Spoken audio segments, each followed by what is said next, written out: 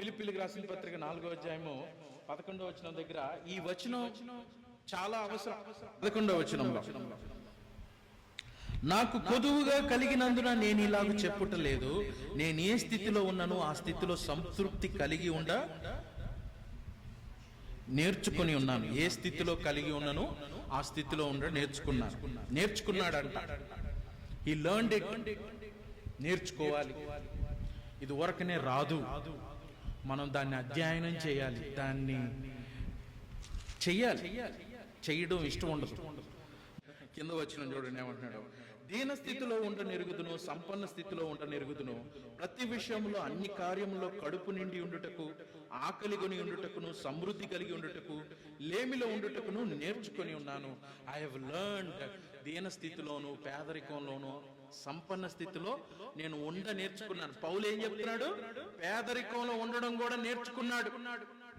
ప్రతిసారి నువ్వు లగ్జరీలుగా తిరగడానికి దేవుడు నిన్ను పిలవలేదు, అంతే కదా? ప్రతిసారి నీకు సమృద్ధి ఉండొచ్చు, ఉండకపోవచ్చు. అన్ని విషయాల్లో దేవుడి యందు సంతృప్తి కలిగి బ్రతకడం. 11 కింద వచ్చిన చూడు ఏమంటున్నాడు, నన్ను బలపరచువాని అందే నేను సమస్తము చేయగలను. ఏ కాంటెక్స్ట్ లో చెప్తున్నాడు? నేను పేదవాడిగా ఉన్నా బ్రతకగలను, దేవుడిస్తాడు నాకు ఆ శక్తి. నేను డబ్బున్నవాడిగా ఉన్నా బ్రతకగలను, దేవుడు నాకు ఆ శక్తినిస్తాడు. దేవుడు నన్ను నడిపించగలిగిన వ్యక్తి, ఆయన్ని బట్టి నేను చేయగలను ఇది. కాబట్టి ఇజ్రాయేలీల్లో అరణ్యము ఏ విధంగా శోధించారో నేను శోధించను. దేవుడు సంపన్నుడు కాబట్టి నేను కూడా బెంజ్ కారులో తిరుగుతాను. తిరగాల్సిందే నువ్వు బెంజ్ కారులోనే ఉండాలి, నువ్వు సంపన్నుడిగానే ఉండాలి.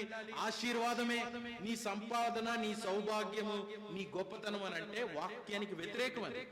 నీలో సంతృప్తి లేదని, నువ్వు భూ సంబంధమైన దాని మీద ఆధారపడ్డావని, దేవుణ్ణి కాదని, నీ సుఖభోగాల యందు నువ్వు ఆసక్తి కలిగి ఉన్నావని, దేవుణ్ణి తిరస్కరించి నిన్ను నువ్వు పూజించుకుంటున్నావని అర్థం అక్కడ. అంతేనా? పౌలు గారు చెప్పింది అదే మాట. అదే పౌలు గారు ఏమంటున్నాడంటే, నేను అన్ని విషయాల్లో లేమిలో ఉండట నేర్చుకున్నాను, అన్ని విషయాల్లో. అంతేగాని దేవా ఎందుకు ఇలాగొచ్చింది ప్రభువా, ఎందుకు ఈ సమస్య అని అడగడం నేను నేర్చుకోవాలా.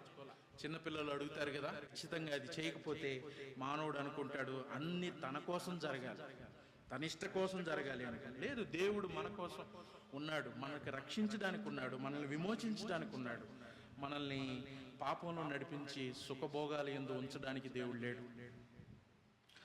అలాగూ తమ ఆశ కొలది ఆహారాన్ని అడిగి దేవుణ్ణి శోధించారు, దేవుణ్ణి అనుమానించారు, దేవుడి నమ్మకత్వాన్ని ఒప్పుకోలేదు, దేవుడికి ఎదురు తిరిగారు వారు ప్రతి చోట బైబిల్లో.